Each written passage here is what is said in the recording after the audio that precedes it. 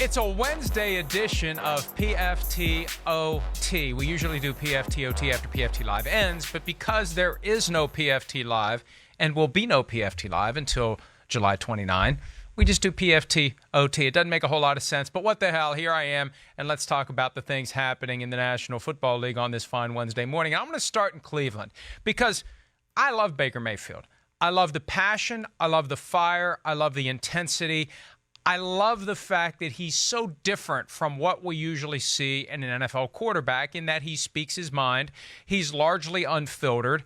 And for the most part, he's got the charisma to pull it off. Now, his latest comment that is causing some consternation for some, the idea that he desperately wanted revenge against former Browns coach Hue Jackson. After Jackson left the Browns, he was fired, and became an assistant with the Cincinnati Bengals. Coincidentally, the Browns had yet to play the Bengals at all in 2018 and still had 2 games against them, and that pissed off Baker Mayfield. Now, Baker's reasoning is you've got a guy who's in the locker room saying we're doing everything we can to try to win on behalf of the Cleveland Browns, and now he defects to another organization. And you know, at a very basic, visceral level, I understand why he feels that way.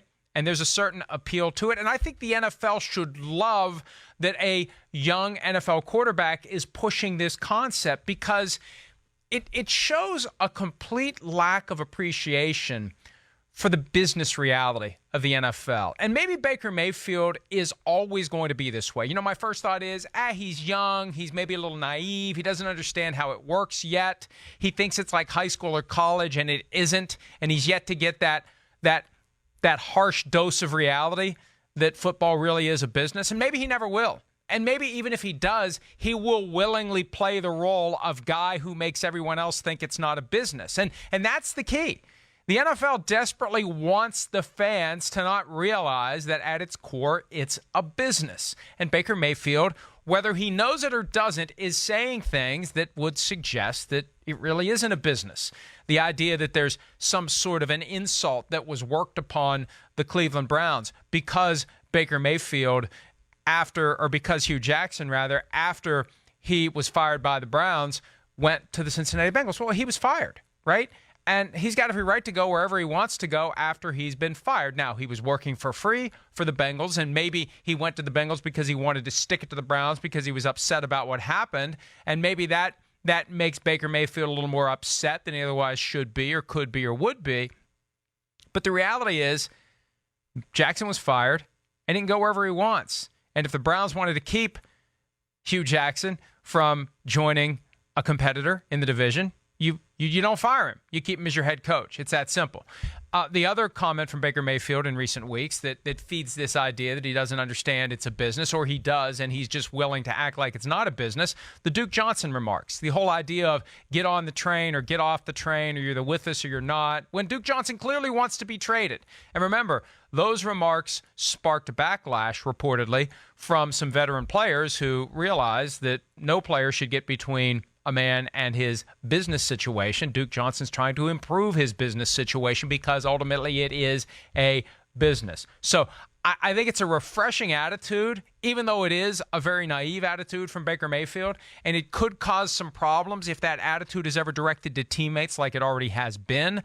But the NFL needs more guys who will help push this idea that football isn't a business, even though it really is a business. You know, they say football is family. No, football is business. And it's good for business to say football is family.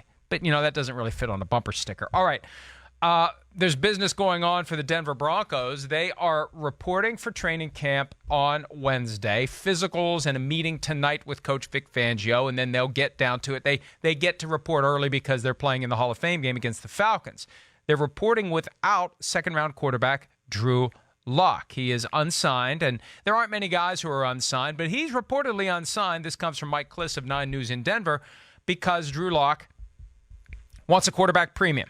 Now, I haven't heard the term quarterback premium in a while. Kliss says that his research suggests it's been the Denver Broncos research that was handed to Mike Kliss suggests that it's been 5 years since there's been a quarterback premium paid. I just assumed that went away as part of this rookie wage scale, which really trims down what can be negotiated. And I didn't think that that the dollar amounts to be paid to a quarterback were negotiable. Now, maybe there are other terms that you can finagle other than dollars that reflect the fact that you're a quarterback. But, here's the bottom line.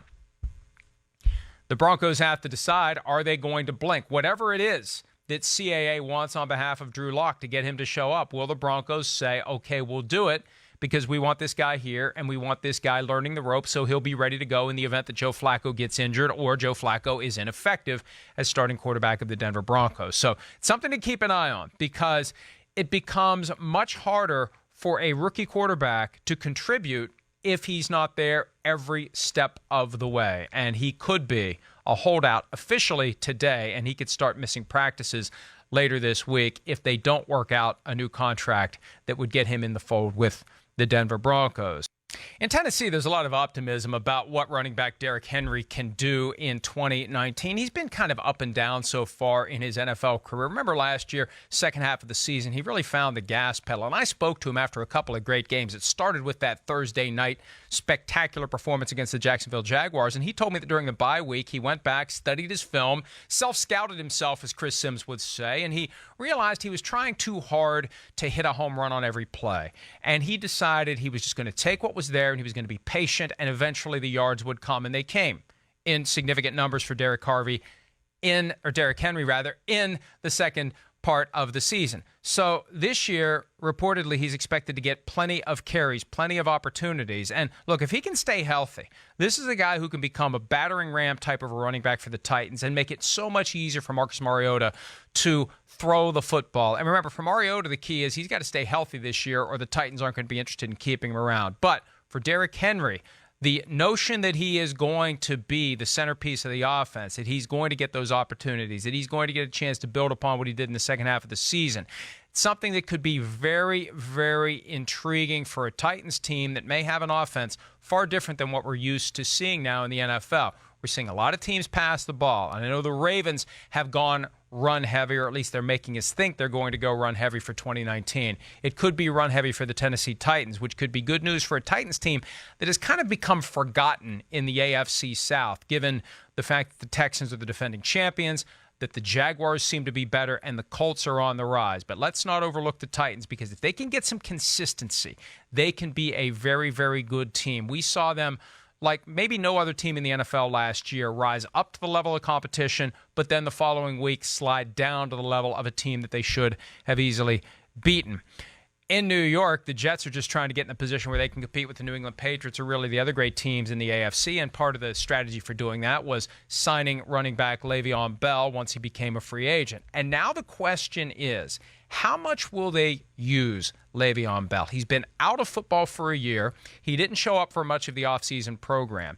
Coach Adam Gase recently commented on that balance that you have to strike. You don't want to overuse a guy, and there's, I guess, a gut-level sense as to how much you really do give the ball to LeVeon Bell, either through handoffs or swing passes out of the backfield. And I don't know how it's going to play out. And I think it is going to come down to that almost sixth sense that Adam Gase will have developed over his years of coaching as to when a running back is being used too much or when he still has gas in the tank. But they're paying this guy not to be a part-time player. They're paying this guy to be a workhorse. So the presumption is he will be a workhorse. But the challenge is if you throw him into the fray too aggressively, given that he didn't play at all last year, maybe he ends up getting himself injured. And, even though injuries can happen to any running back, no matter whether they sat out last year or didn't, if he does get injured early in the year specifically, the argument's going to be, well, you should have known that after sitting out a full year, he was going to be prone to injury, and you shouldn't have used him as much as you did. So this is going to be, I don't even want to call it a good problem to have. It could be a bad problem to have for the Jets, because I think they are constantly going to be concerned about getting Bell injured by using him too much, and that's one of the reasons why maybe you don't pay him as much as you paid him. And remember the reports after the firing of Jets GM Mike McCagnon that Adam Gase didn't want to pay Le'Veon Bell the money that the Jets ultimately did, and I think this is one of the reasons why. Because for this year particularly, there's going to be an ongoing tension as to how much is too much in the use of running back Le'Veon Bell. All right, a report emerged from 106.7 The Fan in D.C. earlier this week that Washington and guard Brandon Scherff are far apart in contract talks. And this doesn't really bode well when you consider the numbers involved here. And Scherff was a top 10 pick, so he is entitled this year to, or next year rather. No, this year. Let me get that straight. This year is the 5th year of his contract. He gets last year's transition tender for offensive linemen. That is $12.5 million for Brandon Scherff in 2019. And what that does is it sets the stage for $12 million. It's $12 million this year for Brandon Scherff. That sets the stage for a franchise tag next year of $15 million. That is a lot for an interior offensive lineman. So the two sides are far apart in contract talks, presumably because Scherff is looking at his contractual situation and realizing, look, I get $12 million this year, and next year if they tag me, I get $15 million, and if they don't tag me, I go to the open market. So why am I going to do a deal for $12 million a year, or $11 million a year, or $13 million a year? You know, and this is how Washington screwed it up with Kirk Cousins. They tagged him consecutive years, but they never offered him the kind of long-term deal that prompted him to say, I'll take the long-term deal over the franchise tag.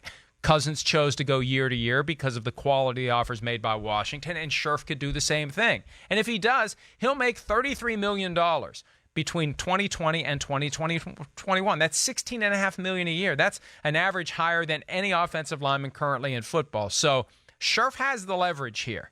And the report specifically from 106.7 The Fan is that Washington has made multiple offers to Brandon Scherff. I don't care how many offers they made. They can make 1,000 offers. If none of them is good enough, it doesn't matter.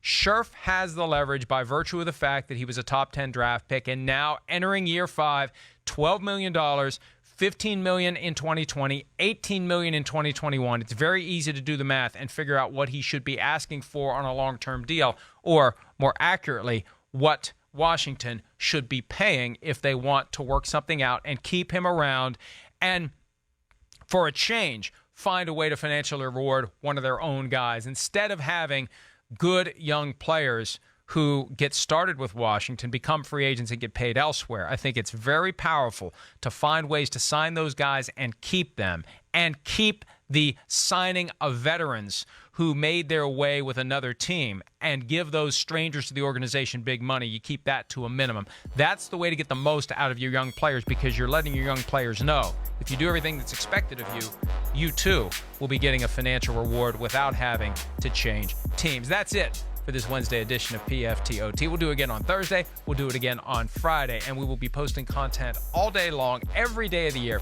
at ProFootballTalk.com. See you Thursday. Hi, I'm Mike Tirico, and thanks for watching. Make sure to hit subscribe for the latest news and highlights from NBC Sports.